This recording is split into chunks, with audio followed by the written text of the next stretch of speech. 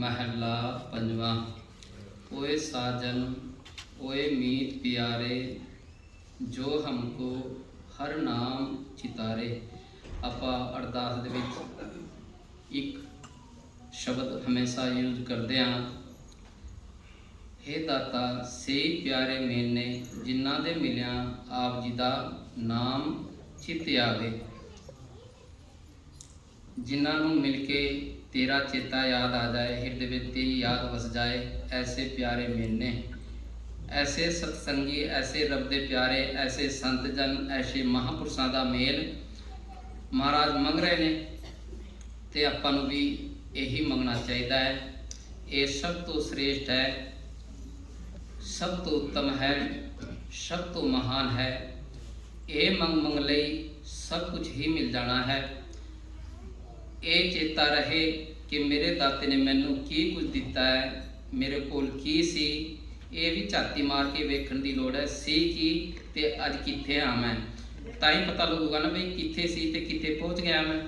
जे बंदा वेखे ही ना अंदर झाती मार के, तो उन्होंने की पता, वो तो फिर अहंकार के अंदर यही सोचता मेरे कोल पहले किसी हुण भी है, फिर भी रहूगा। ये सोचना मैं कित्थे सी जदों मैं होश संभाली, ते अज मैनू होश है, ते अज मैं कित्थे पहुँचा, ते किहदी बदौलत पहुँचा, किहदे करके मैं इत्थे तक पहुँचा। सो ये गल्लां बहुत बार कीतियां ने, जे सोचीए तो बड़ा वड्डा इन्हां दा महत्व है, ना सोचीए तो फिर वड्डी तो वड्डी गल दा भी कोई महत्व नहीं रह जाता। सो इस करके सतगुरु जी कह रहे ने, सच्चे पातशाह ओए साजन ओए मीत प्यारे, जो हमको हर नाम चितारे, जिहड़ा मैनूं उस परिपूर्ण परमात्मा का नाम चेते करा देवे, उसके नाल जोड़ देवे। मैं ऐसे सजना तो वारने बल्हारने जांदा। आओ सारे मिल के गाइए, कोई भी रसना बंदी ना रहे।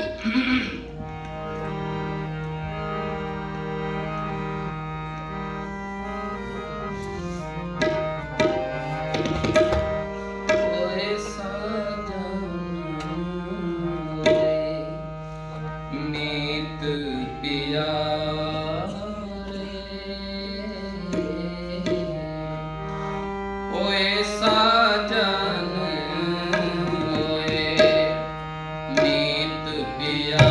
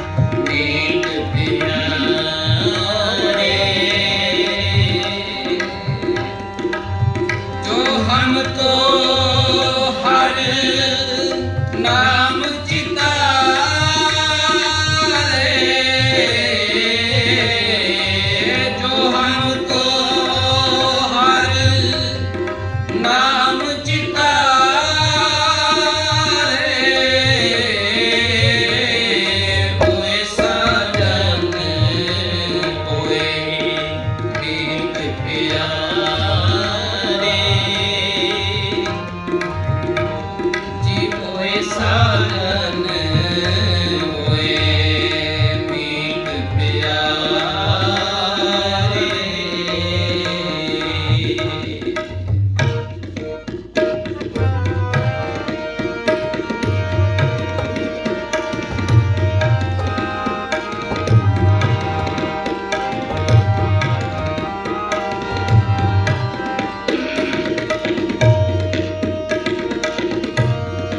जाकी तीरथ इस मन है सधारे।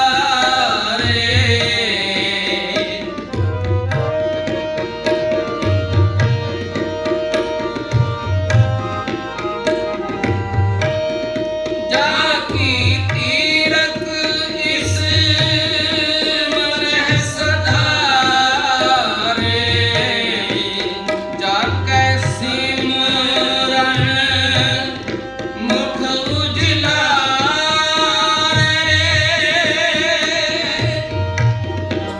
जाके सिमरन मुख उजलारे। प्रभ के सेवक प्रभु आप सवारे। प्रभ के सेवक प्रभु आप सवारे। शरण नानक दिन सद बलहारे।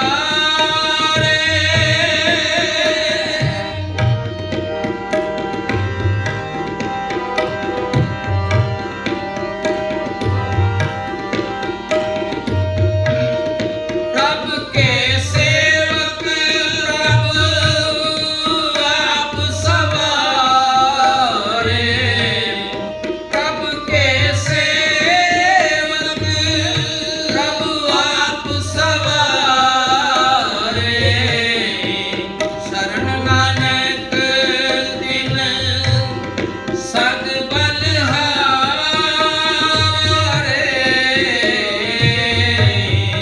कोई साजन कोई मीत प्यारे।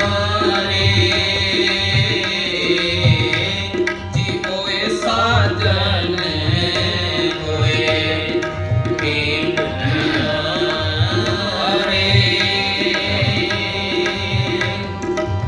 जो हमको हर नाम चितारे।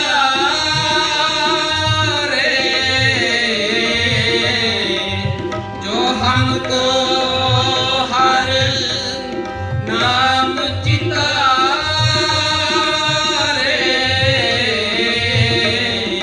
कोई साजन कोई मीत प्यारे।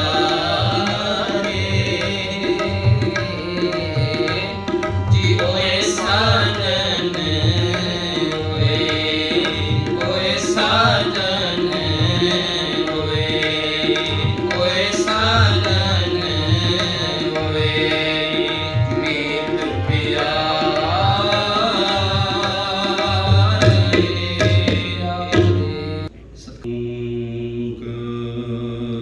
ਸਤਿਨਾਮ ਕਰਤਾ ਪੁਰਖ ਨਿਰਭਉ ਨਿਰਵੈਰ ਅਕਾਲ ਮੂਰਤ ਆਜੂਨੀ ਸੈਭੰ ਗੁਰ ਪ੍ਰਸਾਦ ਜਪ ਆਦ ਸਚ ਜੁਗਾਦ ਸਚ ਹੈ ਵੀ ਸਚ ਨਾਨਕ ਹੋਸੀ ਵੀ ਸਚ ਤੇਰੇ ਕਵਨ ਕਵਨ ਗੁਣ ਕਹਿ ਕਹਿ ਗਾਵਾਂ ਤੂੰ ਸਾਹਿਬ ਗੁਣੀ ਨਿਦਾਨਾ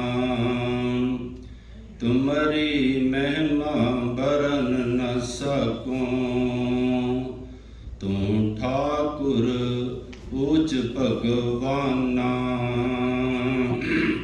सुन हर कथा उतारी मैल महापुनीत पै सुख सैल, वड्डे भाग पाया साध संग, पार ब्रह्म स्यों लागो रंग। जागती जोत हाजरा हजूर जारा जहूर, कल युग दे बोहित नाम दे जहाज, हलत पलत दे रखियो किलोक प्रलोक दे सहायक, हाजर नाजर ਸਾਹਿਬ ਸ਼੍ਰੀ ਗੁਰੂ ਗ੍ਰੰਥ ਸਾਹਿਬ ਜੀ ਦੀ ਪਾਵਨ ਪਵਿੱਤਰ ਗੋਦ ਦੇ ਵਿੱਚ ਬੈਠ ਕੇ ਗੁਰਮੁਖ ਪਿਆਰੇ ਗੁਰੂ ਸਵਾਰੇ ਭਾਈ ਸਾਧੂ ਸਿੰਘ ਜੀ ਦੇ ਕੋਲੋਂ ਰਸ ਭਿੰਨੜਾ ਮਨੋਹਰ ਕੀਰਤਨ ਅਤੇ ਗੁਰੂ ਦੀ ਗੋਦ ਦਾ ਨਿੱਘ ਮਾਣ ਰਹੀ ਗੁਰੂ ਪਿਆਰੀ ਗੁਰੂ ਸਵਾਰੀ ਸਾਧ ਸੰਗਤ ਜੀ, ਗੁਰੂ ਪਾਤਸ਼ਾਹ ਜੀ ਦੇ ਬਚਨਾਂ ਦੇ ਮੁਤਾਬਕ ਬਾਣੀ ਦੀ ਵਿਚਾਰ ਦੇ ਨਾਲ ਆਪਾਂ ਜੁੜੀਏ। ਦਸ ਪਹਿਲਾਂ ਬੇਨਤੀ ਕਰਦੇ ਵੇ, ਕੱਲ ਸ਼ਾਮ ਦੇ ਦੀਵਾਨ ਦੇ ਵਿੱਚ ਕਥਾ ਕਰਦੇ ਕਰਦੇ ਆਨੰਦ ਦੀ ਗੱਲ ਸਾਹਮਣੇ ਆਈ ਸੀ ਤੇ ਦਾਸ ਨੇ ਸੰਗਤ ਨੂੰ ਬੇਨਤੀ ਕੀਤੀ ਸੀ ਕਿ ਕੋਸ਼ਿਸ਼ ਕਰਾਂਗੇ ਕਿ ਸਵੇਰ ਦੇ ਦੀਵਾਨ ਦੇ ਵਿੱਚ ਸਿੱਖ ਨੇ ਆਨੰਦ ਤੱਕ ਪਹੁੰਚਣਾ ਕਿਵੇਂ ਹੈ ਉਹਦੀ ਵਿਚਾਰ ਕੀਤੀ ਜਾਵੇ। ਪਰ ਮੈਂ ਬੇਨਤੀ ਕਰ ਦੇਵਾਂ ਕਿਉਂਕਿ ਉਹ ਪੰਜ ਬਾਣੀਆਂ ਦੇ ਆਧਾਰ ਤੇ ਜੋ ਕਲਗੀਧਰ ਸੱਚੇ ਪਾਤਸ਼ਾਹ ਨੇ ਸਾਡੀ ਝੋਲੀ 'ਚ ਪਾਈਆਂ ਉਸ ਦੇ ਮੁਤਾਬਕ ਵਿਚਾਰ ਹੈ ਤੇ ਉਹਦੇ ਲਈ ਸਮਾਂ ਕਾਫੀ ਚਾਹੀਦਾ ਹੁੰਦਾ। ਤੇ ਗੁਰਮੁਖ ਪਿਆਰਿਆਂ ਨੇ ਦੱਸਿਆ ਕਿ ਸਭ ਕੰਮਾਂ ਕਾਜਾਂ ਵਾਲੇ ਹਨ, ਤਕਰੀਬਨ ਸੰਗਤ 12 ਵਜੇ ਹਿੱਲਣਾ ਸ਼ੁਰੂ ਕਰ ਦਿੰਦੀ ਹੈ। ਇਸ ਕਰਕੇ ਜੋ ਗੁਰਮੁਖ ਪਿਆਰੇ ਵਿਚਾਰ ਲੈ ਕੇ ਚੱਲ ਰਹੇ ਸਨ, ਨਾਮ ਦੀ ਮਹਾਨ ਦਾ ਦਰਸਾ ਰਹੇ ਸਨ। ਕੋਈ ਰੱਬ ਦਾ ਇਹੋ ਜਿਹਾ ਪਿਆਰਾ ਜਿਹੜਾ ਨਾਮ ਦੀ ਗੱਲ ਸੁਣਾਵੇ ਉਸ ਦੀ ਜ਼ਿਕਰ ਕਰ ਰਹੇ ਸਨ। ਆਪਾਂ ਵੀ ਨਾਮ ਦੀ ਮਹਾਨਤਾ ਕਰਾਂਗੇ। ਦਾਸ ਵਾਸਤੇ ਖਿਮਾ ਚਾਹੁੰਦਾ ਹੈ, ਜਿਹੜੀ ਕੱਲ ਆਨੰਦ ਦੀ ਗੱਲ ਸ਼ੁਰੂ ਕੀਤੀ ਸੀ, ਪਰ ਇੰਨੀ ਕਿ ਮੈਂ ਬੇਨਤੀ ਕਰਦੇ ਹਾਂ, ਸਿੱਖਾ ਤੇਰਾ ਲਕਸ਼ ਆਨੰਦ ਹੈ, ਤੂੰ ਪਹੁੰਚਣਾ ਆਨੰਦ ਤੱਕ ਹੈ। ਤੇ ਆਨੰਦ ਤੱਕ ਪਹੁੰਚ ਕੇ ਅਵਸਥਾ ਕੀ ਬਣ ਜਾਂਦੀ ਹੈ ਉਹਨਾਂ ਮੈਂ ਤੁਹਾਨੂੰ ਸਪਸ਼ਟ ਕਰ ਦਿੰਦਾ ਹਾਂ। ਜਦੋਂ ਬੰਦਾ ਆਨੰਦ ਵਿੱਚ ਪਹੁੰਚਦਾ ਹੈ ਉਦੋਂ ਇੱਕ ਗੱਲ ਦਾ ਧਿਆਨ ਰੱਖਿਓ, ਸੁੱਖ ਤੇ ਦੁੱਖ ਸਾਨੂੰ ਬਾਹਰੋਂ ਮਿਲਦੇ ਹਨ, ਆਨੰਦ ਅੰਦਰੋਂ ਉਪਜਦਾ ਹੈ। ਇਸ ਤਰ੍ਹਾਂ ਉਪਜਦਾ ਜਿਵੇਂ ਝਰਨਾ ਪੈਦਾ ਹੁੰਦਾ। ਤੇ ਜਿਹੜੇ ਝਰਨੇ ਮੇਰੇ ਗੁਰੂ ਨਾਨਕ ਦੇਵ ਸੱਚੇ ਪਾਤਸ਼ਾਹ ਨੇ ਪੰਜਾ ਸਾਹਿਬ ਚਲਾ ਦਿੱਤੇ, ਜਿਹੜੇ ਝਰਨੇ ਮੇਰੇ ਗੁਰੂ ਨਾਨਕ ਦੇਵ ਸੱਚੇ ਪਾਤਸ਼ਾਹ ਨੇ ਨਾਨਕ ਝੀਰਾ ਚਲਾ ਦਿੱਤੇ, ਉਹ ਝਰਨੇ ਉਵੇਂ ਹੀ ਚੱਲ ਰਹੇ ਹਨ। ਅਤੇ ਨਾਮ ਦਾ ਝਰਨਾ ਜਿਹੜਾ ਆਨੰਦ ਤੱਕ ਪਹੁੰਚਾਉਂਦਾ ਹੈ ਉਹਦੀ ਗੁਰੂ ਸਾਹਿਬ ਜ਼ਿਕਰ ਕਰਦੇ ਹਨ, ਚਿਮ ਚਿਮ ਬਰਸੈ ਅੰਮ੍ਰਿਤ ਧਾਰਾ, ਮਨ ਪੀਵੈ ਸੁਨ ਸ਼ਬਦ ਵਿਚਾਰਾ। ਉਹ ਪਹੁੰਚਣਾ ਸ਼ਬਦ ਨਾਲ ਹੀ ਆਨੰਦ ਤੱਕ। ਮੈਂ ਪਹਿਲਾਂ ਬੇਨਤੀ ਕੀਤੀ, ਮੈਂ ਆਨੰਦ ਦੀ ਵਿਚਾਰ ਉਹ ਸਟੇਜ ਵਾਈਜ਼ ਕਿਵੇਂ ਪਹੁੰਚਿਆ ਜਾਏਗਾ ਉਹ ਫਿਰ ਜਦੋਂ ਗੁਰੂ ਕਿਰਪਾ ਕਰੇਗਾ, ਕਿਉਂਕਿ ਉਹਦੇ ਲਈ ਜੇ ਹੁਣ ਮੈਂ ਗੱਲ ਸ਼ੁਰੂ ਵੀ ਕਰ ਲਵਾਂ ਤਾਂ ਪੂਰੀ ਆਪਣੇ ਤੱਕ ਆਪਣਾ ਇੱਕ ਮੈਸੇਜ ਨਾ ਪਹੁੰਚ ਸਕੇ ਤੇ ਕਈ ਵਾਰੀ ਅੱਧੀ ਗੱਲ ਪਤਾ ਕੀ ਹੈ, ਉਹ ਬਹੁਤ ਵੱਡਾ ਨੁਕਸਾਨ ਪਹੁੰਚਾ ਦਿੰਦੀ ਹੈ।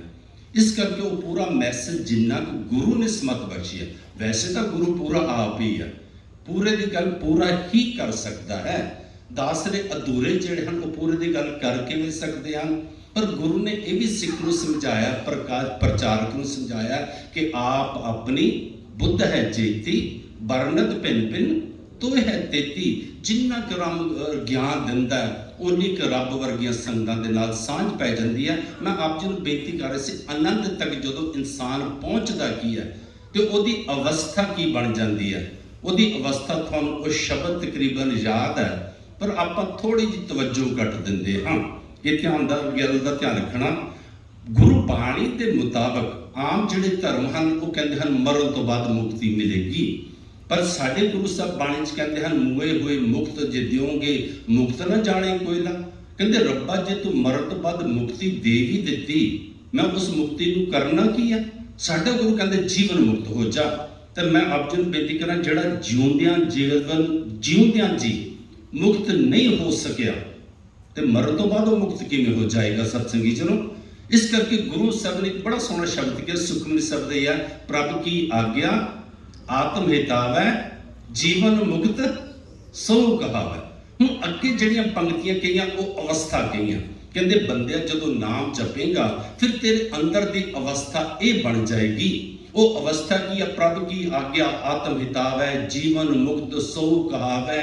ਤੈਸਾ ਹਰਖ ਤੈਸਾ ਉਸੋਗ, ਸਦਾ ਆਨੰਦ ਤੈ ਨਹੀਂ ਵਿਯੋਗ। ਤੈਸਾ ਸਵਰਨ ਤੈਸੀ ਉਸ ਮਾਟੀ, ਤੈਸਾ ਅੰਮ੍ਰਿਤ ਤੈਸੀ ਬਿਖਾਟੀ। ਤੈਸਾ ਮਾਨ ਤੈਸਾ ਅਭਿਮਾਨ, ਤੈਸਾ ਰੰਗ ਤੈਸਾ ਰਾਜਾਨ। ਜੋ ਵਰਤਾਏ ਸਾਈ ਜੁਗਤ। ਕਹਿੰਦੇ ਆ ਜੁਗਤੀ ਹੈ। ਕਹਿੰਦੇ ਆ ਤੇਰੀ ਅਵਸਥਾ ਬਣੇਗੀ। ਨਾ ਤੈਨੂੰ ਆਪਣਾ ਲੱਗੇਗਾ, ਨਾ ਤੈਨੂੰ ਪਰਾਇਆ ਲੱਗੇਗਾ।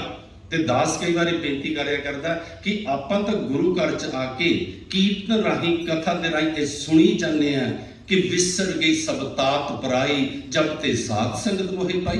ਤੇ ਥੋੜਾ ਬਰਦਾਸ਼ਤ ਕਰਨਾ, ਸਾਧ ਸੰਗਤ ਵੀ ਕਰੀ ਜਾਂਦਾ ਤੇ ਤਾਤ ਪਰਾਈ ਵੀ ਖਤਮ ਨਹੀਂ ਹੋ ਰਹੀ ਹੈ, ਦੂਈ ਖਤਮ ਨਹੀਂ ਹੋ ਰਹੀ ਹੈ। ਆਪਣੇ ਭਰਾ ਨਾਲ ਈਰਖਾ, ਆਪਣੇ ਪਾਰਟਨਰ ਨਾਲ ਈਰਖਾ, ਆਪਣੀ ਗੁਆਂਢੀ ਨਾਲ ਈਰਖਾ, ਆਪਣੀ ਭੈਣ ਨਾਲ ਈਰਖਾ, ਉਹ ਤਾਂ ਆਪਣੇ ਅੰਦਰੋਂ ਜਾ ਨਹੀਂ ਰਹੀ ਹੈ। ਕਿਉਂ ਨਹੀਂ ਜਾ ਰਹੀ ਸਤਸੰਗੀ ਜਨ? ਕਿਉਂਕਿ ਅਸਲ ਦੇ ਵਿੱਚ ਸਤਸੰਗੀ ਜਨ ਆਪਾਂ ਨਾਮ ਨਹੀਂ ਜਪਦੇ।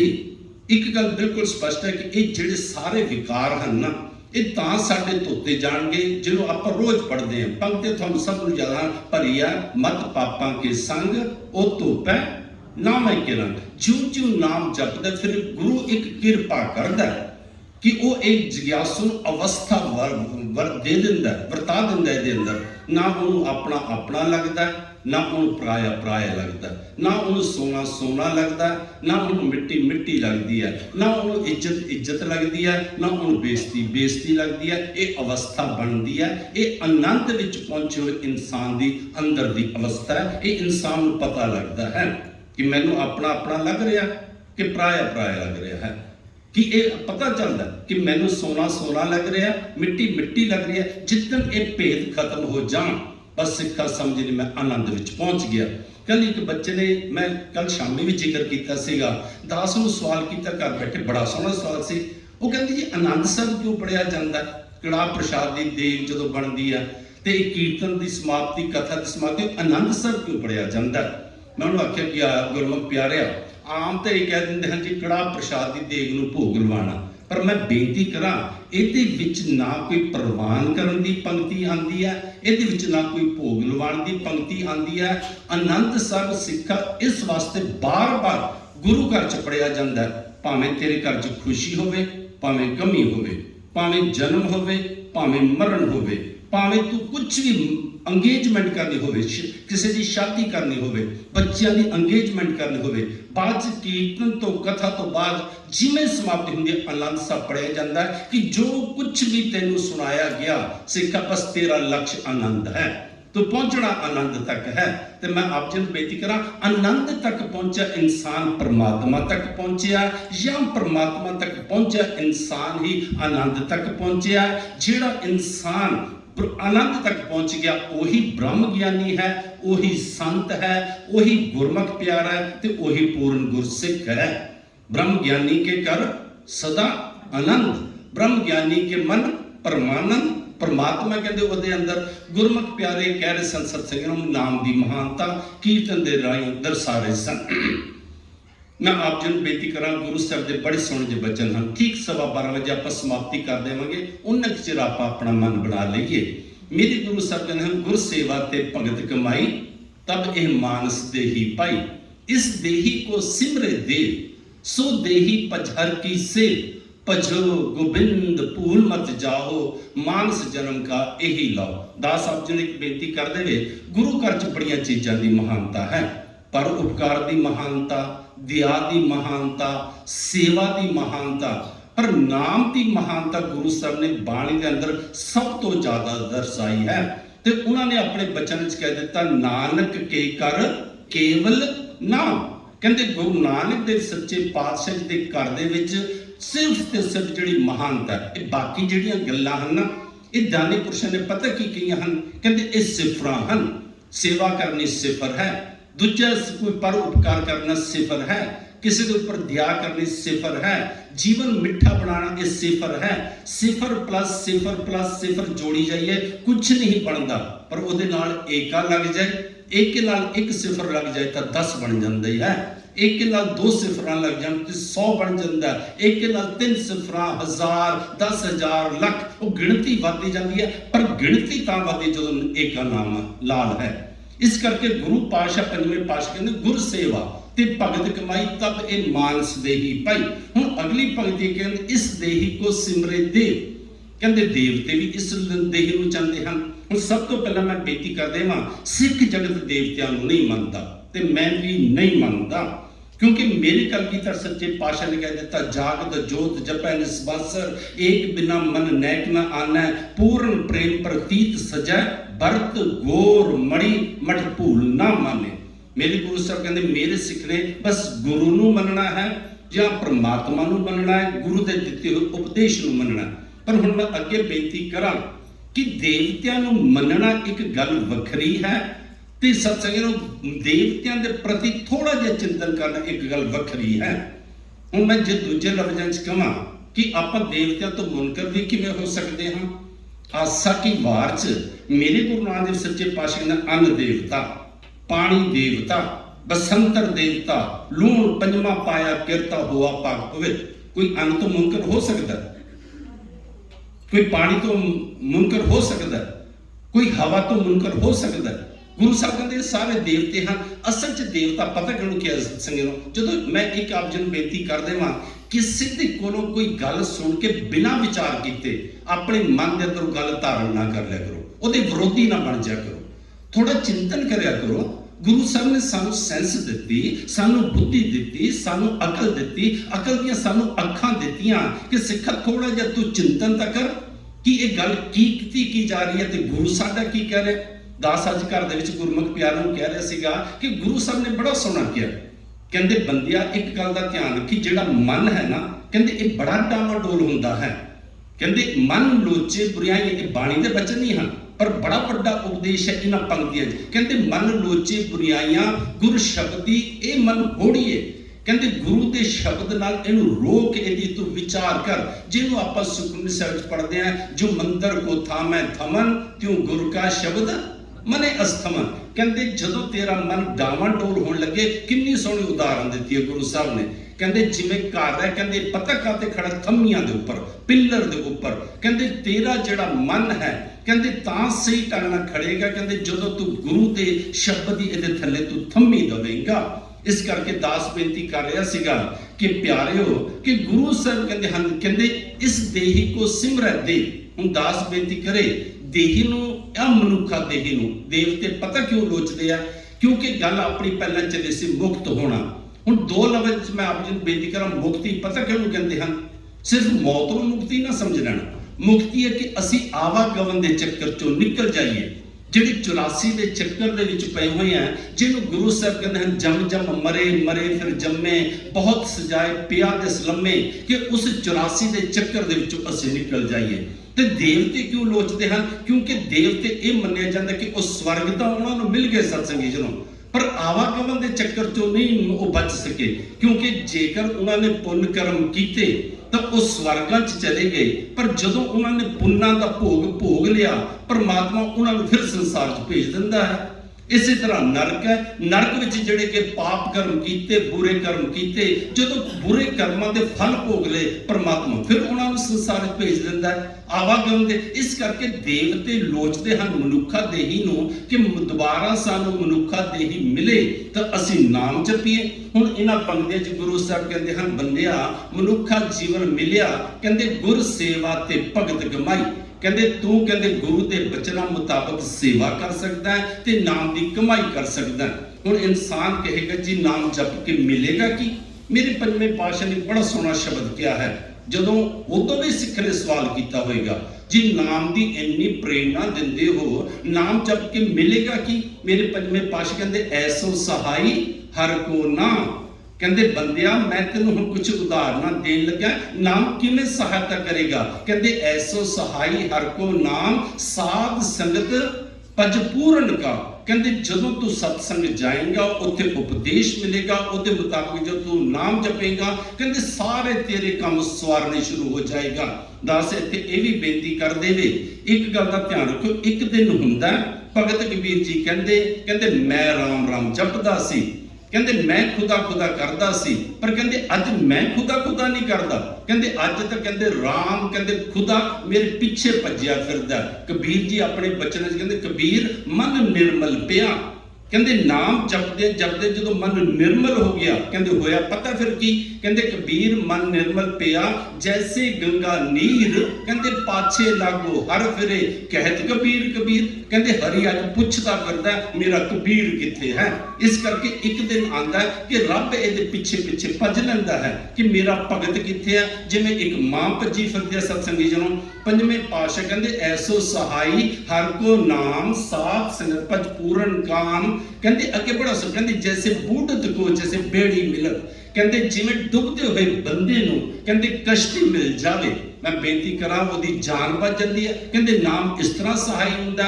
ਬੂਢਤ ਕੋ ਜੈਸੇ ਬੇੜੀ ਮਿਲਤ ਬੂਝਤ ਦੀਪਕ ਮਿਲਤ ਤਿਲਤ। ਦੂਜੀ ਉਦਾਹਰਨ ਦਿੱਤੀ, ਕਹਿੰਦੇ ਜਿਵੇਂ ਦੀਵਾ ਬੁਝ ਰਿਹਾ ਹੋਵੇ ਨਾ, ਜਦੋਂ ਤੇਲ ਖਤਮ ਹੋ ਜਾਏ, ਕਹਿੰਦੇ ਉਸ ਦੀਵੇ ਨੂੰ ਤੇਲ ਮਿਲ ਜਾਏ। ਬੂਢਤ ਕੋ ਜੈਸੇ ਬੇੜੀ ਮਿਲਤ ਬੂਝਤ ਦੀਪਕ ਮਿਲਤ ਤਿਲਤ। ਕਹਿੰਦੇ ਜਲਤ ਅਗਨੀ ਮਿਲਤ ਨੀਰ। ਕਹਿੰਦੇ ਜੇਕਰ ਕੋਈ ਅੱਗ ਨਾਲ ਸੜ ਰਿਹਾ, ਕਹਿੰਦੇ ਉਹਦੇ ਉੱਪਰ ਪਾਣੀ ਪੈ ਜਾਏ, ਉਹਨੂੰ ਪਾਣੀ ਮਿਲ ਜਾਏ।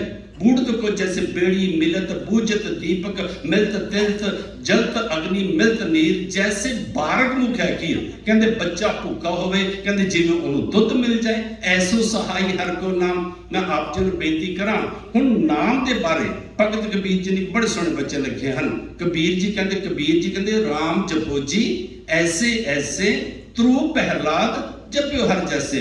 5-7 ਸਾਲ ਦੇ ਬੱਚਿਆਂ ਦੀ ਗੱਲ ਕੀਤੀ ਕਬੀਰ ਜੀ ਨੇ। ਕਹਿੰਦੇ ਜਿਵੇਂ ਉਹਨਾਂ ਨੇ ਨਾਮ ਜਪਿਆ ਨਾ, ਕਹਿੰਦੇ ਉਵੇਂ ਨਾਮ ਜਪ। ਇੱਕ ਤਾਂ ਉਹਨਾਂ ਨੇ ਇਹ ਗੱਲ ਕਹੀ, ਕਬੀਰ ਜੀ ਕਹਿੰਦੇ ਰਾਮ ਜਪੋ ਜੀ ਐਸੇ ਐਸੇ ਤਰੂ ਪਹਿਲਾਦ ਜਪਿਓ ਹਰ ਜੈਸੇ। ਕਿਵੇਂ? ਕਹਿੰਦੇ ਦੀਨ ਦਿਆਲ ਭਰੋਸੇ ਤੇਰੇ। ਕਹਿੰਦੇ ਉਹਨਾਂ ਨੇ ਤੇਰੇ ਤੇ ਭਰੋਸਾ ਕਰ ਲਿਆ, ਤੇਰੇ ਉੱਪਰ ਅਕੀਦਾ ਕਰ ਲਿਆ। ਜਦੋਂ ਆਪਾਂ ਸਤਸੰਗ ਨੂੰ ਧਰੂ ਦਾ ਜੀਵਨ ਪੜੋ, ਵੈਸੇ ਬੜੇ ਜੀਵਨ ਹਨ।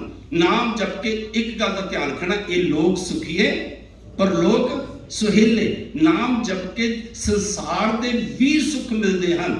ਅਤੇ ਜਦੋਂ ਸੰਸਾਰ 'ਚ ਬੰਦਾ ਜਾਂਦਾ ਹੈ ਨਾ, ਤਾਂ ਉੱਥੇ ਵੀ ਧਰਮਰਾਜ ਉੱਠ ਕੇ ਖੜਾ ਹੋ ਜਾਂਦਾ। ਆਓ ਬੈਠ ਆਦਰ ਸਬਦਿਓ ਜਿਹੜੇ ਨਾਮ ਜਪਿਆ ਹੁੰਦਾ। ਮੈਂ ਆਪ ਜੀ ਦੇ ਸਮਕਸ਼ ਰੱਖ ਦੇਵਾਂ ਤਾਂ ਕਿ ਗੱਲ ਸਪਸ਼ਟ ਹੋ ਜਾਏ ਕਿ ਕੀ ਮਿਲ ਜਾਂਦਾ ਹੈ ਜਦੋਂ ਆਪਾਂ ਧਰੂ ਦਾ ਜੀਵਨ ਪੜ੍ਹਦੇ ਹਾਂ। ਭਾਈ ਗੁਰਦਾਸ ਜੀ ਦੇ ਬਚਨਾਂ ਮੁਤਾਬਕ ਉਹ ਕਹਿੰਦੇ ਹਨ, ਧਰੂ ਹੱਸਦਾ ਕਰ ਆਇਆ, ਕਰ ਪਿਆਰ ਪਿਓ ਕੁਛੜ ਲਿੱਤਾ, ਬਾਹੋਂ ਪਕੜ ਉਠਾ ਲਿਆ, ਮਨ ਵਿੱਚ ਰੋਸ ਮਤਰਈ ਕੀਤਾ, ਡਿੱਡੋ ਲੀਕਾ ਮਾਂ ਪੁੱਛੇ ਤੂੰ ਸੁਆਣੀ ਹੈ ਕਿ ਸਰੀਤਾ। ਸੁਆਣੀ ਹਾਂ ਮੈਂ ਜਨਮ ਦੀ, ਨਾਮ ਨਾ ਭਗਤੀ ਕਰਮ ਦ੍ਰਿੜੀਤਾ। ਕਿਸ ਉਦਮ ਤੇ ਰਾਜ ਮਿਲੇ, ਸ਼ਤਰੂ ਤੇ ਸਭ ਹੋਵਨ ਮੀਤਾ। ਪਰਮੇਸ਼ਰ ਅਰਾਧੀਏ, ਜਿੱਤੂ ਹੋਈਏ ਪਤਤ ਪੁਨੀਤਾ।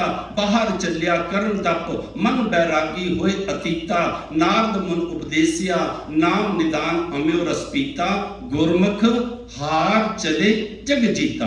ਕਹਿੰਦੇ ਜਦੋਂ ਧਰੂ ਬਿਲਕੁਲ ਛੋਟਾ ਜਿਹਾ ਸੀ ਨਾ, 5 ਸਾਲ ਦਾ, ਕਹਿੰਦੇ ਆਪਣੇ ਕਿਉਂਕਿ ਰਾਜੇ ਦਾ ਬੇਟਾ ਸੀਗਾ, ਰਾਜੇ ਦੀਆਂ ਸ਼ਾਦੀਆਂ 3-3 4-4। ਕਹਿੰਦੇ ਧਰੂ ਆਪਣੇ ਕਜ਼ਨ ਭਰਾਵਾਂ ਨਾਲ ਖੇਡਦਾ ਆਇਆ ਤੇ ਆ ਕੇ ਪਿਓ ਦੀ ਗੋਦ ਵਿੱਚ ਬੈਠ ਗਿਆ। ਭਾਈ ਗੁਰਦਾਸ ਜੀ ਦੇ ਬਚਨਾਂ ਮੁਤਾਬਕ ਕਹਿੰਦੇ ਛੋਟੀ ਮਾਂ ਆਈ, ਮਤਰਈ ਮਾਂ ਆਈ, ਉਹਨੇ ਬਾਹ ਤੋਂ ਪਕੜਿਆ, ਕੁਝ ਅਪਸ਼ਬਦ ਕਹੇ, ਮੂੰਹ ਤੇ ਥੱਪੜ ਮਾਰਿਆ ਤੇ ਇਹ ਲਫ਼ਜ਼ ਕਹੇ ਸਨ, ਧਰੂ ਜੇਕਰ ਪਿਓ ਦੀ ਗੋਦ ਦਾ ਸੁੱਖ ਮਾਣਨਾ ਸੀ ਫਿਰ ਮੇਰੇ ਪੇਟ ਤੋਂ ਜਨਮ ਲੈਣਾ ਸੀ। ਭਾਈ ਗੁਰਦਾਸ ਜੀ ਕਹਿੰਦੇ ਡਿੱਡੋ ਲੀਕਾ ਮਾਂ ਪੁੱਛੇ ਤੂੰ ਸੁਆਣੀ ਹੈ ਕਿ ਸਰੀਤਾ। 5 ਸਾਲ ਦਾ ਬੱਚਾ ਰੋਂਦਾ ਆਪਣੀ ਮਾਂ ਦੇ ਕੋਲ ਚਲਾ ਗਿਆ ਤੇ ਜਾ ਕੇ ਇੱਕ ਸਵਾਲ ਖੜਾ ਕਰ ਦਿੱਤਾ।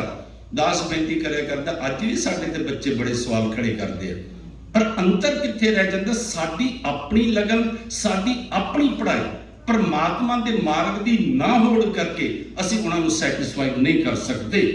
ਕਹਿੰਦੇ ਜਦੋਂ 5 ਸਾਲ ਦੇ ਬੱਚੇ ਨੇ ਜਾ ਕੇ ਸਵਾਲ ਕੀਤਾ ਮਾਂ ਤੇ, ਮਾਂ ਤੂੰ ਸੁਆਣੀ ਹੈ? ਕਹਿੰਦੇ ਮਾਂ ਤੂੰ ਮੈਨੂੰ ਡਿੱਡੋ ਲੀਕਾ ਮਾਂ ਪੁੱਛੇ ਤੂੰ ਸੁਆਣੀ ਹੈ ਕਿ ਸਰੀਤਾ, ਕਿ ਮਾਂ ਮੈਨੂੰ ਇਹ ਦੱਸ ਤੂੰ ਇਸ ਘਰ ਦੀ ਨੌਕਰਾਣੀ ਹੈ ਕਿ ਰਾਣੀ ਹੈ। 5 ਸਾਲ ਦੇ ਬੱਚੇ ਨੇ ਪੁੱਛਿਆ। ਹੁਣ 5 ਸਾਲ ਦੇ ਬੱਚੇ ਨੇ ਪੁੱਛਿਆ, ਮਾਂ ਦੇ ਤਾਂ ਪੈਰਾਂ ਥੱਲੇ ਮਿੱਟੀ ਨਿਕਲ ਗਈ ਕਿ 5 ਸਾਲ ਦਾ ਬੱਚਾ ਮੈਨੂੰ ਪੁੱਛ ਰਿਹਾ ਹੈ ਤੂੰ ਇਸ ਘਰ ਦੀ ਨੌਕਰਾਣੀ ਹੈ ਕਿ ਰਾਣੀ ਹੈ। ਉਹਨੇ ਆਪਣੇ ਆਪ ਨੂੰ ਸੰਭਾਲਿਆ, ਕਹਿੰਦਾ ਕਿ ਬੇਟਾ ਅੱਜ ਕੀ ਜ਼ਰੂਰਤ ਪੈ ਗਈ ਤੂੰ ਮੈਨੂੰ ਇਹ ਸਵਾਲ ਪੁੱਛ ਰਿਹਾ। ਉਹਨੇ ਸਾਰੀ ਘਟਨਾ ਸੁਣਾ ਦਿੱਤੀ ਕਿ ਪਿਓ ਦੀ ਗੋਦ ਚੋਂ ਛੋਟੀ ਮਾਂ ਸੁਰੀਚੀ ਆਈ, ਉਹਨੇ ਮੈਨੂੰ ਬਾਹਾਂ ਤੋਂ ਪਕੜਿਆ, ਮੂੰਹ ਤੇ ਥੱਪੜ ਮਾਰਿਆ ਤੇ ਇਹ ਲਫ਼ਜ਼ ਆਖੇ ਜੇ ਪਿਓ ਦੀ ਗੋਦ ਦਾ ਸੁੱਖ ਮਾਣਨਾ ਫਿਰ ਮੇਰੇ ਪੇਟ ਤੋਂ ਜਨਮ ਲੈਣਾ ਸੀ। ਮਾਂ ਕਿਉਂ ਵੱਜਿਆ? ਹੁਣ ਇੱਥੇ ਮਾਂ ਨੇ ਪਤਾ ਕੀ ਕਿਹਾ, ਕਹਿੰਦੇ ਬੇਟਾ, ਉਹਨੇ ਸਵਾਲ ਕੀਤਾ, ਡਿੱਡੋ ਨਿੱਕਾ ਮਾਂ ਪੁੱਛੇ ਤੂੰ ਸੁਆਣੀ ਹੈ ਕਿ ਸਰੀਤਾ, 2 ਲਫ਼ਜ਼ਾਂ ਜਵਾਬ ਦਿੱਤਾ, ਸੁਆਣੀ ਹਾਂ ਮੈਂ ਜਨਮ ਦੀ। ਉਹ ਕਹਿੰਦੀ ਜਨਮ ਤੋਂ ਮੈਂ ਰਾਣੀ, ਕਿਉਂਕਿ ਤੇਰੇ ਨਾਨਾ ਜੀ ਰਾਜੇ, ਤੇਰੇ ਮਾਮੇ ਰਾਜੇ, ਤੇਰਾ ਪਿਓ ਮੈਨੂੰ ਵਿਆਹ ਕੇ ਲਿਆਇਆ। ਉਹ ਕਹਿੰਦਾ ਫਿਰ ਮਾਂ ਇਹ ਦੁਰਦਸ਼ਾ ਕਿਉਂ, ਇਹ ਜਿਹੜਾ ਥੱਪੜ ਵੱਜਿਆ ਨਾ ਇਹ ਮੇਰੇ ਕਰਕੇ ਨਹੀਂ ਵੱਜਿਆ, ਮੈਨੂੰ ਲੱਗਦਾ ਤੇਰੇ ਕਰਕੇ ਵੱਜਿਆ, ਦੱਸ ਵੱਜਿਆ ਕਿਉਂ ਹੈ, ਕੀ ਕਮੀ ਹੈ ਆਪਣੇ 'ਚ। ਮੈਂ ਬੇਨਤੀ ਕਰਾਂ ਸਤਸੰਗੀ ਜਨੋ, 10 ਬੇਨਤੀ ਕਰਿਆ ਕਰਦਾ, ਇੱਕ ਵਾਰੀ ਥੱਪੜ ਵੱਜਿਆ 5 ਸਾਲ ਦੇ ਬੱਚੇ ਦੇ ਤੇ ਰੱਬ ਦਾ ਮਾਰਗ ਪਕੜ ਲਿਆ ਤੇ ਥੋੜਾ ਜਿਹਾ ਖਿਆਲ ਕਰੋ ਸਾਡੇ ਕਿੰਨੇ ਥੱਪੜ ਵੱਜਦੇ ਆ ਤੇ ਥੋੜਾ ਜਿਹਾ ਬਰਦਾਸ਼ਤ ਕਰਨਾ, ਪਰ ਸੱਚਾਈ ਹੈ ਬੱਚੇ ਸੀ ਮਾਂ-ਬਾਪ ਦੇ ਥੱਪੜ ਖਾਦੇ, ਸ਼ਾਦੀ ਹੋ ਗਈ ਪਤੀ ਪਤਨੀ ਦੇ ਆਪਸ ਵਿੱਚ ਥੱਪੜ ਵੱਜੇ, ਕੋਈ ਥੱਪੜ ਨਹੀਂ ਹੈ। ਜਦੋਂ ਵਿਚਾਰ ਨਾ ਮਿਲਣ ਕਿਸੇ ਗੱਲ ਤੇ ਆ ਕੇ ਉਹ ਵੀ ਤਾਂ ਥੱਪੜੀ ਆ ਨਾ। ਜਦੋਂ ਬੁੱਢੇ ਹੋ ਜਾਂਦੇ ਤਾਂ ਬੱਚੇ ਥੱਪੜ ਮਾਰਦੇ ਆ, ਨਹੀਂ ਬਾਪੂ ਐ ਨਹੀਂ, ਮੰਮੀ ਐ ਨਹੀਂ, ਸਭ ਥੱਪੜੀ ਤਾਂ ਹਨ, ਪਰ ਫਿਰ ਵੀ ਸਾਡੇ ਅੰਦਰ ਤੜਪਣੀ ਜਾਗਦੀ ਹੈ। 5 ਸਾਲ ਦੇ ਬੱਚੇ ਦੇ ਇੱਕ ਵਾਰੀ ਥੱਪੜ ਵੱਜਿਆ, ਮਾਂ ਤੇ ਆ ਕੇ ਸਵਾਲ ਖੜਾ ਕਰ ਦਿੱਤਾ ਤੇ ਮਾਂ ਨੇ ਅੱਗੋਂ ਕਿੰਨਾ ਸੋਹਣਾ ਜਵਾਬ ਦਿੱਤਾ। ਉਹ ਕਹਿੰਦੀ ਮਾਂ, ਉਹ ਕਹਿੰਦਾ ਮਾਂ ਦੱਸ ਤੂੰ ਰਾਣੀ ਆ ਕਿ ਗੋਲੀ ਆ? ਉਹਨੇ ਜਵਾਬ ਦਿੱਤਾ ਰਾਣੀ ਹਾਂ। ਉਹ ਕਹਿੰਦੇ ਫਿਰ ਇਹ ਦੁਰਦਸ਼ਾ ਕਿਉਂ? ਤਾਂ ਉਹਨੇ ਪਤਾ ਕੀ ਜਵਾਬ ਦਿੱਤਾ, ਨਾਮ ਨਾ ਭਗਤੀ ਕਰਮ ਦ੍ਰਿੜੀਤਾ। ਕਹਿੰਦੇ ਬੇਟਾ ਮੈਨੂੰ ਲੱਗਦਾ ਕਿ ਤੂੰ ਵੀ ਨਹੀਂ ਭਗਤੀ ਕੀਤੀ, ਜਿਹੜਾ ਤੈਨੂੰ ਇੱਕ ਰਾਜਕੁਮਾਰ ਵਾਲਾ ਸਤਿਕਾਰ ਨਹੀਂ ਮਿਲ ਰਿਹਾ ਤੇ ਮੈਨੂੰ ਰਾਣੀ ਵਾਲਾ ਸਤਿਕਾਰ ਨਹੀਂ ਮਿਲ ਰਿਹਾ, ਤੂੰ ਵੀ ਨਾਮ ਨਹੀਂ ਜਪਿਆ ਤੇ ਮੈਂ ਵੀ ਨਾਮ ਨਹੀਂ ਜਪਿਆ। ਹੁਣ ਇੰਨੇ ਤਾਂ ਰੁਕਣ ਵਾਲਾ ਸੀ, ਹੁਣ ਅਗਲਾ ਸਵਾਲ ਖੜਾ ਕਰ ਦਿੱਤਾ ਕਿ ਮਾਂ ਅੱਜ ਮੈਨੂੰ ਪਿਓ ਦੀ ਗੋਦ ਵਿੱਚੋਂ ਉਠਾ ਦਿੱਤਾ ਤੇ ਕੱਲ ਨੂੰ ਮੈਨੂੰ ਪਿਓ ਦਾ ਰਾਜ ਕਦੋਂ ਮਿਲਣ ਵਾਲਾ? ਮੈਂ ਆਪ ਜੀ ਨੂੰ ਬੇਨਤੀ ਕਰਾਂ, ਇੱਥੇ ਸਿਰਫ ਤੜਪ ਉਹ ਦੁਨਿਆਵੀ ਪਦਾਰਥ ਦੀ ਰੱਖ ਰਿਹਾ, ਦੁਨਿਆਵੀ ਰਾਜ ਦੀ ਰੱਖ ਰਿਹਾ। ਪਰ ਕਬੀਰ ਜੀ ਨੇ ਬੜੇ ਸੋਹਣੇ ਬਚਨ ਆਖੇ ਹਨ, ਕਹਿੰਦੇ ਬੰਦਿਆ, ਕਹਿੰਦੇ ਕਾਮ ਪਰੇ ਹਰ ਸਿਮਰਿਏ, ਕਹਿੰਦੇ ਜਦੋਂ ਤੈਨੂੰ ਕੰਮ ਪੈਂਦਾ ਤੂੰ ਹਰੀ ਪਰਮਾਤਮਾ ਦਾ ਸਿਮਰਨ ਕਰਦਾ। ਅੱਗੇ ਕਬੀਰ ਜੀ ਨੇ ਪਤਾ ਕੀ ਕਿਹਾ, ਕਹਿੰਦੇ ਕਾਮ ਪਰੇ ਹਰ ਸਿਮਰਿਏ ਐਸਾ ਸਿਮਰੋ ਨਿਤ। ਕਹਿੰਦੇ ਜਦੋਂ ਤੈਨੂੰ ਕੰਮ ਪੈਂਦਾ ਤੇਰੇ ਗੁਰਦੁਆਰੇ ਦੇ ਗੇੜੇ ਵੱਧ ਜਾਂਦੇ ਆ, ਕਹਿੰਦੇ ਜਦੋਂ ਤੈਨੂੰ ਕੰਮ ਪੈਂਦਾ ਤੇਰੇ ਜਪਜੀ ਸਾਹਿਬ ਜੀ ਦੇ ਪਾਠ ਵੱਧ ਜਾਂਦੇ ਆ, ਕਹਿੰਦੇ ਜਦੋਂ ਤੈਨੂੰ ਕੰਮ ਪੈਂਦਾ ਤੇਰੇ ਸੁਖਮਨੀ ਸਾਹਿਬ ਦੇ ਪਾਠ ਵੱਧ ਜਾਂਦੇ ਆ, ਜਦੋਂ ਤੈਨੂੰ ਕੰਮ ਪੈਂਦਾ ਤੇਰੇ ਵਾਹਿਗੁਰੂ ਦਾ ਸਿਮਰਨ ਵੱਧ ਜਾਂਦਾ। ਕਹਿੰਦੇ ਜਿਹੜਾ ਕੰਮ ਪੈਣ ਤੋਂ ਕੀਤਾ ਇਹਨੂੰ ਰੋਜ਼-ਰੋਜ਼ ਕਰਨਾ ਸ਼ੁਰੂ ਕਰ ਦੇ ਨਾ। ਕਾਮ ਪਰੇ ਹਰ ਸਿਮਰਿਏ ਐਸਾ ਸਿਮਰੋ ਨਿਤ। ਉਹਦੀ ਮਾਂ ਕਹਿੰਦੀ ਬੇਟਾ, ਉਹਨੇ ਇੱਕ ਸਵਾਲ ਕੀਤਾ, ਮਾਂ ਕਿਸ, ਮੈਂ ਨਹੀਂ ਕਹਿ ਰਿਹਾ, ਭਾਈ ਗੁਰਦਾਸ ਜੀ ਦੇ ਵਚਨ, ਕਿਸ ਉਦਮ ਤੇ ਰਾਜ ਮਿਲੇ, ਸ਼ਤਰੂ ਤੇ ਸਭ ਹੋਵਨ ਮੀਤਾ। ਕਿ ਮਾਂ ਮੈਨੂੰ ਇਹ ਦੱਸ ਹੁਣ ਤੂੰ ਕਿ ਮੈਂ ਕੀ ਕਰਾਂ ਜਿਹਦੇ ਨਾਲ ਮੇਰੇ ਘਰ ਦੇ ਹੀ ਮੇਰੇ ਦੁਸ਼ਮਣ ਬਣੇ ਪਏ ਹਨ, ਇਹ ਮੇਰੇ ਮਿੱਤਰ ਬਣ ਜਾਣ ਤੇ ਪਿਓ ਦਾ ਰਾਜ ਮਿਲ ਜਾਏ। ਹੁਣ ਮਾਂ ਨੇ ਇਹ ਨਹੀਂ ਕਿਹਾ ਕਿ ਫਲਾਨਾ ਕਰ, ਜਿਹੜੇ ਵਜ਼ੀਰ ਆ ਉਹਨਾਂ ਨੂੰ ਝਾਂਸੇ ਵਿੱਚ ਆਪਾਂ ਲਿਆਵਾਂਗੇ, ਆ ਕਰਾਂਗੇ, ਐਨਫ ਕੁਛ ਨਹੀਂ ਕਿਹਾ।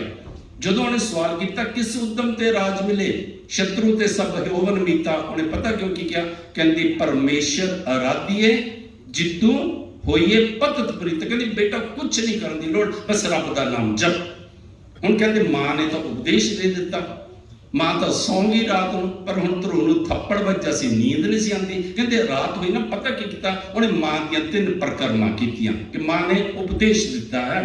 ਕਹਿੰਦੇ 3 ਪ੍ਰਕਰਮਾਂ ਕੀਤੀਆਂ, ਮਾਂ ਦੇ ਚਰਨਾਂ ਤੇ ਮੱਥਾ ਟੇਕਿਆ, ਜੰਗਲ ਵੱਲ ਨੂੰ ਚੱਲ ਪਿਆ ਅੱਧੀ ਰਾਤ ਨੂੰ। ਹੁਣ ਜਦੋਂ ਚੱਲਿਆ, ਹੁਣ ਰੱਬ ਨੂੰ ਚਿੰਤਾ ਹੋਈ।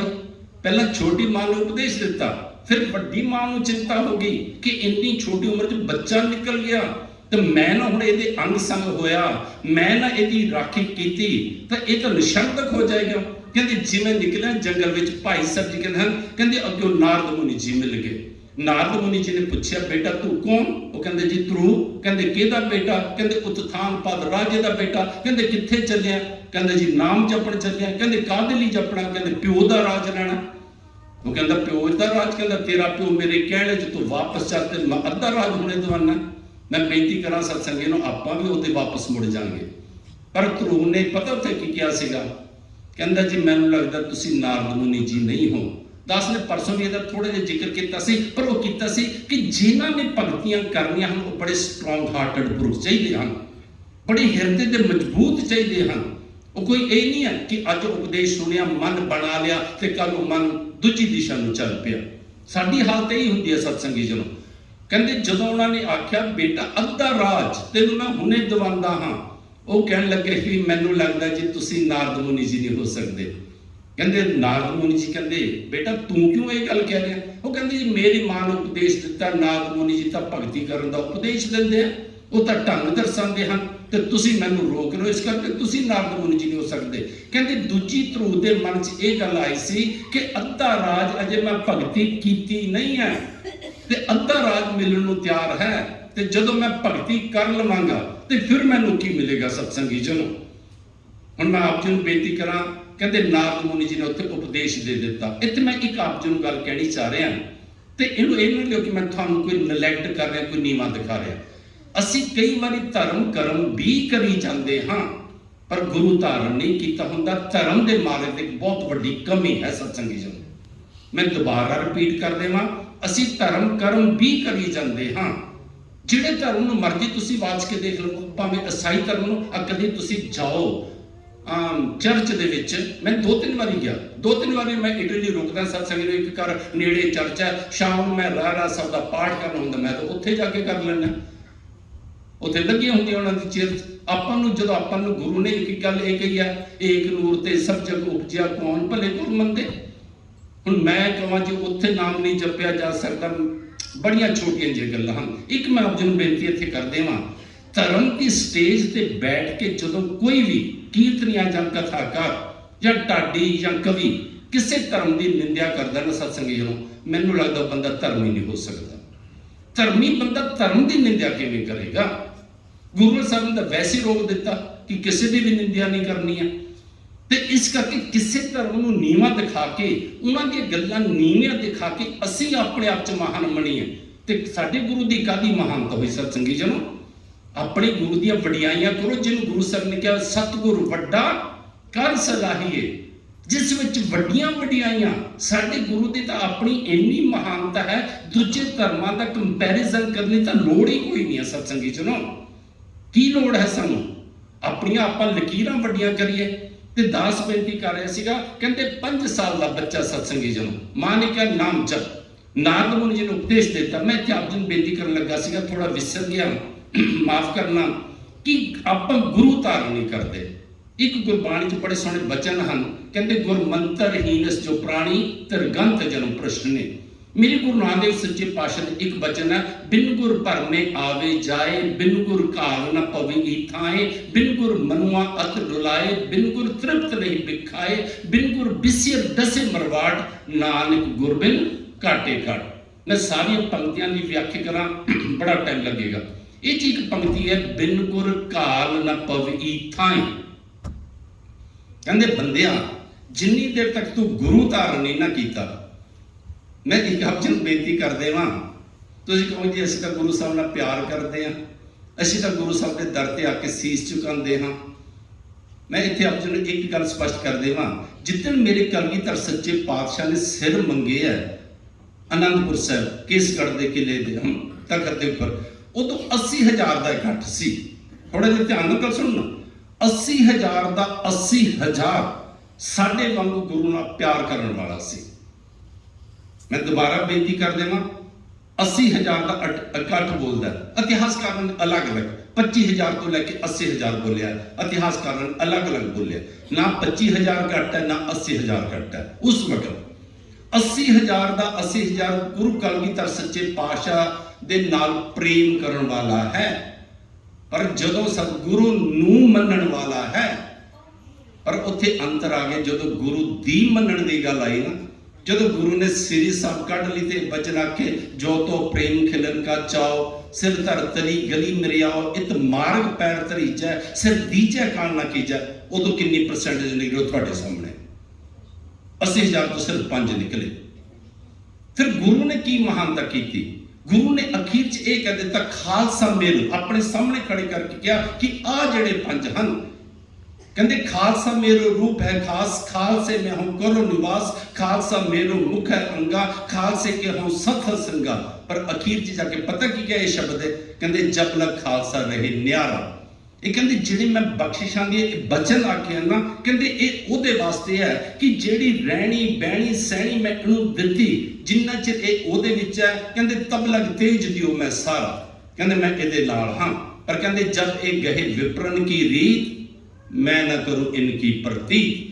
कहते जो मेरी दसी मां मर्यादा छड़ के वही ब्राह्मणों वाले रस्मों रिवाजा च चले जाएगा, कहते फिर मैं इसकी प्रतीति नहीं करांगा। मैं ਇਹਦਾ ਯਕੀਨ ਨਹੀਂ ਕਰਾਂਗਾ। मैं बेनती कर रहा सी बिल्कुल काल ना पवी थां सत्संगी जन कि कालना तो बिना थां नहीं पैंदी है।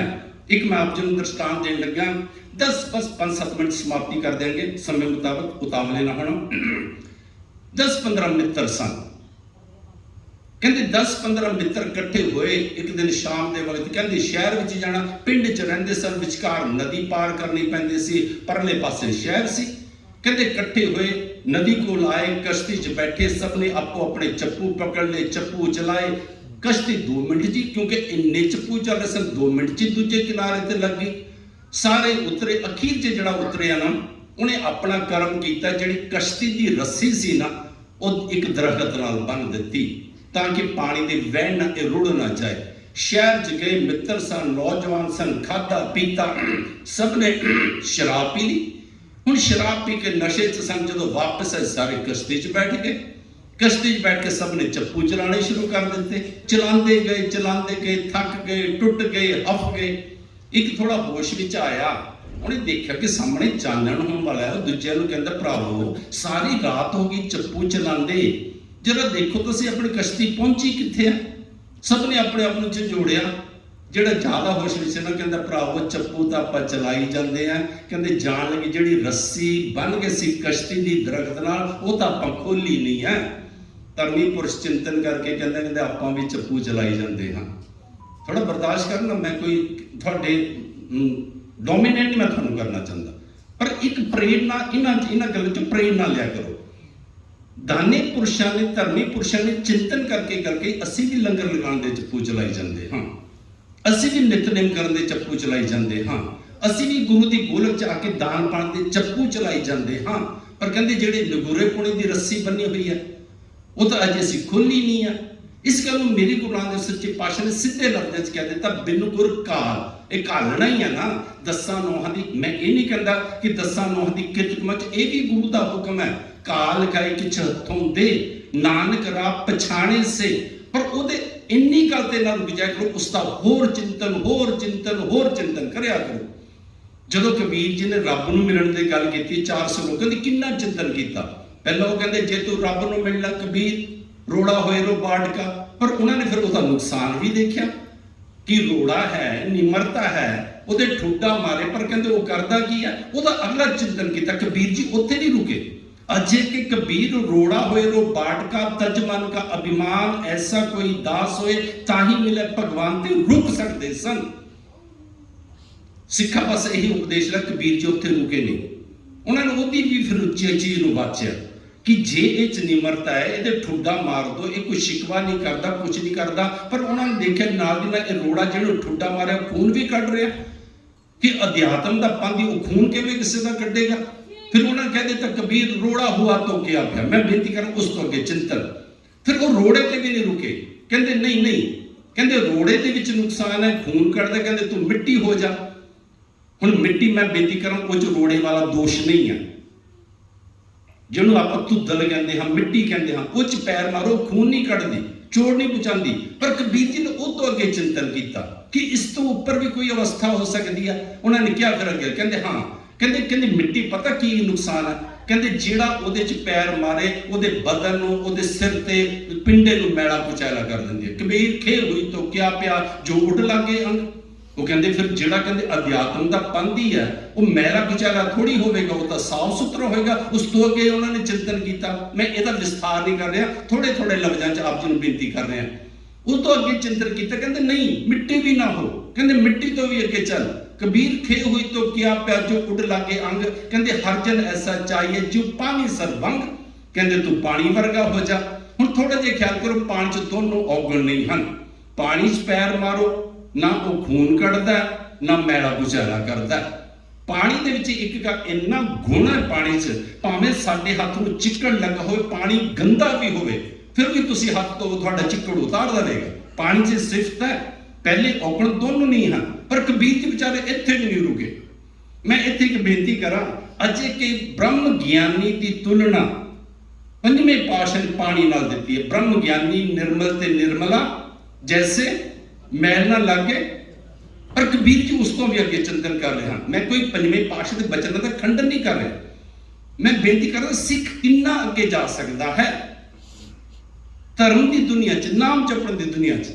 वो कहते पानी हो गया तो की होया, अगे उन्होंने पता की कहते कबीर पानी हुआ तो क्या प्यासी रात आता होए। कहते पानी च सब तो बड़ा दोष पता की है, उसकी अपनी एक्चुअलिटी नहीं है, उसकी कोई अपनी होंद नहीं है।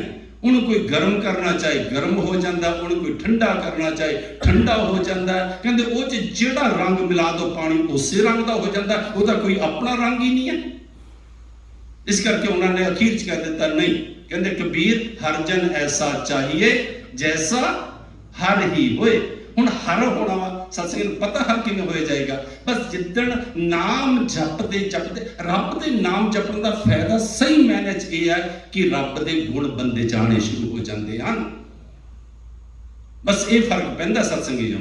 हुण सब तो वड्डे गुण पता किहड़े आ, ताही दाने पुरुषां ने जिन्हां ने नाम जपिया कहते वाहिगुरू दा सिमरन करो तो पहला थोड़ा समा कहते मूल मंत्र दा पाठ जरूर करो, क्योंकि ਉਹਦੇ ਵਿੱਚ गुण दसिया एक ओंकार कि आ जड़ा वो एक है परमात्मा ओंकार इस सारा पसारा ही ओदा सतनाम कि ओदा नाम ही सत है बाकी सब झूठ है। जो भी साडे स्पर्श विच आंदा जो भी साडी अखां देखदियां सब दिन सनहारा है। मैं बेनती करा करता पुरख बस वही कारण कारण आपां तां सारे किरत हां। करता पुरख निरभौ वो किसी तो डरदा नहीं है और निर्वैर वो किसी ये परमात्मा के गुण हैं। इसी करके कहते वाहिगुरू का सिमरन कर तो पहला सिखा थोड़ा मूल मंत्र का सिमरन कर ताकि तेरे अंदर परमात्मा के गुण आ जान। हर के गुण हर भाव दे से गुरु ते पाए। कहते हुण मैं समाप्ति करा, नारद मुनि जी का उपदेश दिता चला गया जंगल च। हुण सत्संगी नूं भगती करके मिलिया पता की, क्योंकि सतयुग की एक गल है। गल गुरमुख प्यारे चलो ध्यान आ गया। कहते जी सतयुग कलयुग की है। मैं उन्होंने आख्या प्यारिओ बस अंदर दियां अवस्थावां ही सतयुग कलयुग द्वापर त्रेता है। जदों वो सतयुग नूं पढ़ो जो सनातन धर्म के ग्रंथां च है तो सच दसां मैं इन्नी नफरत हो जाती है उस सतयुग के नाल। जिहदी इंद्र की गल पढ़ो ब्रह्मा की गल तुसीं पढ़ो, जदों बंदे दे अंदर सत का वासा हो गया, अंदर ही सतयुग है। जदों ये अंदर दुई बनी रही कि कभी किसी ऊपर विश्वास कर लिया कभी किसी ऊपर, यही तो यह द्वापर है सत्संगी जो। तो कलयुग के जदों हर टाइम बुराइयां का चिंतन चली जाना, बुराइयां ही चली जानियां, बुरा ही देखी जाना, बुरा ही सोची जाना, बुरा ही बोली जाना, बुरा ही करी जाना, ये तो बड़ा कलयुग ही हो सकता सत्संगी जो। इंसान दी अपनियां अवस्थावां हैं। कहते वो चल पिया कहते नाम जपिया सतयुग की गल है। उदों धर्म ग्रंथां जिहड़े कि लख वरा उम्र हुंदी सी उहनूं मिलिया पता की सत्संगी जनों। इतिहास कहता ध्रुव ने जदों नाम जपिया 36,000 साल क्योंकि निकलिया सी किस उत्तम ते राज मिले शत्रु ते सब होवन मीता।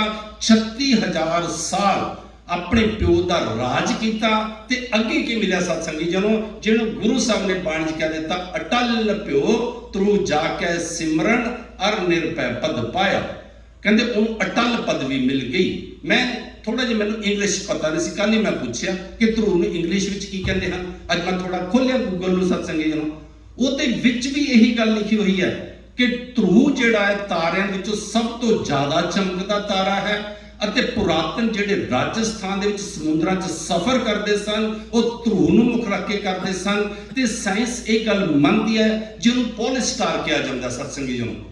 ਉਹਨਾਂ ਨੇ ਕਿਹਾ ਕਿ ਫਾਰਸੀ ਵਿੱਚ ਇਹਨੂੰ ਕੁਝ ਹੋਰ ਕਹਿੰਦੇ ਹਨ, ਗ੍ਰੀਸ ਦੀ ਭਾਸ਼ਾ ਵਿੱਚ ਇਹਨੂੰ ਕੁਝ ਹੋਰ, ਉਹ ਸਾਰਾ ਗੂਗਲ ਦੇ ਵਿੱਚ ਲਿਖਿਆ। ਤੇ ਇੱਥੇ ਗੁਰੂ ਸਾਹਿਬ ਨੇ ਇੰਨੇ ਸਾਲ ਪਹਿਲੇ ਇਹ ਗੱਲ ਕਹਿ ਦਿੱਤੀ, ਕਹਿੰਦੇ ध्रुव ਅਟਲ ਪਿਓ ध्रुव ਜਾ ਕੇ ਸਿਮਰਨ ਅਰ ਨਿਰਭੈ ਪਦ ਪਾਇਆ। ਕਹਿੰਦੇ ਜਿੱਥੇ ਨਿਰਭੈ ਦੀ ਪਦਵੀ ਪਾਈ ਰੱਬ ਦਾ ਗੁਣ ਉਹਦੇ ਚ ਆਇਆ। ਕਹਿੰਦੇ ਉੱਥੇ ਮਿਲਿਆ ਕਿ ਅਟਲ ਪਦਵੀ ਬਾਕੀ ਜਿੰਨੇ ਗ੍ਰਹਿ ਹਨ ਸਾਰੇ ਚਲਾਏ ਮਾਂ ਹਨ। ਇਹ ਵੀ ਉਹ ਚ ਗੂਗਲ ਚ ਲਿਖਿਆ। ਕਹਿੰਦੇ ਬਾਕੀ ਸਟਾਰ ਸਾਰਾ ਉਹਦੀ ਪਰਿਕਰਮਾ ਕਰਦੇ ਹਨ। ध्रुव अटल है सत्संगी जनों, नाम जप के ये मिलिया अटल पदवी मिल गई, प्यो दा राज भी मिलिया अते अज तारे वांगू आसमान दे विच चमक रहा। इस करके गुरु ਸਾਹਿਬ ਕਹਿੰਦੇ ਹਨ गुर सेवा ते भगत कमाई तब यह मानस देही पाई। इस देही को सिमरै देव सो देही भज हर की सेव। भजो गोबिंद भूल मत जाहो मानस जन्म का ਇਹੀ ਲਾਓ। ਸੋ ਗੁਰੂ ਪਾਤਸ਼ਾਹ ਜੀ ਦੇ ਚਰਨਾਂ 'ਚ ਅਰਦਾਸ ਹੈ, ਬੇਨਤੀ ਹੈ ਕਿ ਸੱਚੇ ਪਾਤਸ਼ਾਹ ਇਹ ਪਿਆਰੀਆਂ ਪਿਆਰੀਆਂ ਸੰਗਤਾਂ ਦਾਸਰੇ ਆਪ ਜੀ ਦੇ ਦਰ ਤੇ ਆਉਂਦੇ ਹਾਂ। ਸੱਚੇ ਪਾਤਸ਼ਾਹ ਅਸੀਂ ਤਾਂ ਅਲਪਗ ਜੀਵ ਹਾਂ, ਸਾਡੀ ਤਾਂ ਹਾਲਤ ਇਹ ਹੈ ਕਿ ਜਪ ਤਪ ਸੰਜਮ ਧਰਮ ਨਾ ਕਮਾਇਆ, ਸੇਵਾ ਸਾਧ ਨਾ ਜਾਣਿਆ ਹਰ ਰਾਇਆ, ਕਹੋ ਨਾਨਕ ਹਮ ਨੀਚ ਕਰਮਾ, ਸ਼ਰਨ ਪਰੇ ਕੀ ਰਾਖੋ ਸ਼ਰਮਾ। ਸੱਚੇ ਪਾਤਸ਼ਾਹ ਆਪ ਜੀ ਦੇ ਦਰ ਤੇ ਆਉਂਦੇ ਹਾਂ, ਤੁਸੀਂ ਕਿਰਪਾ ਕਰੋ ਆਪਣੀਆਂ ਤਾਕਤਵਰ ਪਜਾਮੇ 'ਚ ਚੱਕ ਕੇ ਆਪਣੇ ਕੰਠ ਦੇ ਨਾਲ ਲਗਾ ਲਓ। ਸੋ ਕੁਟਾਨ ਸ਼ੁਕਰ ਸਾਹਿਬ ਸ੍ਰੀ ਗੁਰੂ ਗ੍ਰੰਥ ਸਾਹਿਬ ਜੀ ਦਾ, ਜਿਹੜੇ ਆਪਣੀ ਗੋਦ ਵਿੱਚ ਬਿਠਾ ਕੇ ਦਿੱਤੀ ਹੋਈ ਤੁਝ ਬੁੱਧੀ ਮੁਤਾਬਕ ਆਪ ਰੱਬ ਵਰਗੀਆਂ ਸੰਗਤਾਂ ਦੇ ਨਾਲ ਗੁਣਾਂ ਦੀ ਸਾਂਝ ਪਾਉਂਦੇ ਹਨ। ਸਮੁੱਚੇ ਤੌਰ ਤੇ ਪ੍ਰਬੰਧਕ ਜਨਾਂ ਦਾ, ਵਿਸ਼ੇਸ਼ ਤੌਰ ਤੇ ਜਿਹੜੇ ਸੈਕਟਰੀ ਸਾਹਿਬ ਹਨ ਸਰਦਾਰ ਸੇਵਾ ਸਿੰਘ ਜੀ, ਨਿਰਮਾਣ ਪੁਰਸ਼ ਹਨ, ਬੜੇ ਸੁਚੱਜੇ ਢੰਗ ਨਾਲ ਸੇਵਾ ਕਰਦੇ ਹਨ, ਸੈਕਟਰੀ ਪੁਨਾ ਕਰਦੇ ਹਨ। ਉਹਨਾਂ ਦਾ ਵੀ ਬਹੁਤ ਬਹੁਤ ਧੰਨਵਾਦ। ਗੁਰੂ ਕੇ ਕੀਰਤਨੀਆਂ ਦਾ, ਜਿਨ੍ਹਾਂ ਨੇ ਆਪਣੇ ਸਮੇਂ 'ਚ ਸਮਾਂ ਦਾਸਰਿਆਂ ਨੂੰ ਦੇ ਕੇ ਨਿਵਾਜਿਆ। ਆਪ ਰੱਬ ਵਰਗੀਆਂ ਸੰਗਤਾਂ ਦਾ ਬਹੁਤ ਬਹੁਤ ਧੰਨਵਾਦ। ਇਤਨੇ ਦਿਨਾਂ ਦੇ ਵਿੱਚ ਸੇਵਾ ਕਰਦਿਆਂ ਹੋਇਆਂ, ਕਿਉਂਕਿ ਅਲਪਗ ਜੀਵ ਹਾਂ, ਮੈਂ ਬੇਨਤੀ ਕਰਾਂ ਪੰਜ ਤੱਤਾਂ ਦੇ ਬਣੇ ਹੋਏ ਹਾਂ। ਕਈ ਵਾਰੀ ਕੋਈ ਇਹੋ ਜਿਹਾ ਲਫ਼ਜ਼ ਕਿਹਾ ਗਿਆ ਹੋਵੇ ਜਿਸ ਕਿਸੇ ਨੂੰ ਰੰਚਕ ਮਾਤਰ ਦਾਸ ਦੇ ਬੋਲ ਤੋਂ ਠੇਸ ਪਹੁੰਚੀ ਹੋਵੇ, ਮੈਂ ਇੱਕ ਬੇਨਤੀ ਕਰਦਾ, ਵੈਸੇ ਸਟੇਜ ਤੇ ਬਿਠਾ ਕੇ ਆਪਣੇ ਮਨ ਦੇ ਵਿੱਚ ਇਹ ਖਿਆਲ ਰੱਖ ਕੇ ਚੱਲੀਦਾ ਕਿ ਵਿਅਕਤੀਗਤ ਰੂਪ 'ਚ ਕਿਸੇ ਨੂੰ ਚੋਟ ਨਾ ਪਹੁੰਚੇ, ਤੇ ਗੁਰੂ ਦਾ ਜਿਹੜਾ ਬਚਨ ਹੈ ਉਹ ਕਹਿਣ ਤੋਂ ਸੰਕੋਚ ਵੀ ਨਾ ਹੋਵੇ। ਫਿਰ ਵੀ ਕੋਈ ਲਫ਼ਜ਼ ਦੀ ਕਿਸੇ ਨੂੰ ਠੇਸ ਪਹੁੰਚੀ ਹੋਵੇ, ਦਾਸ ਉਹਦੇ ਚਰਨਾਂ 'ਚ ਸਿਰ ਰੱਖ ਕੇ ਮਾਫੀ ਚਾਹੁੰਦਾ, ਹੋਈਆਂ ਭੁੱਲਾਂ ਦੀ ਮਾਫੀ ਦਿਓ, ਗੱਜ ਵੱਜ ਕੇ ਫਤਿਹ ਬੁਲਾਓ। ਵਾਹਿਗੁਰੂ ਜੀ ਕਾ ਖਾਲਸਾ, ਵਾਹਿਗੁਰੂ ਜੀ ਕੀ ਫਤਿਹ।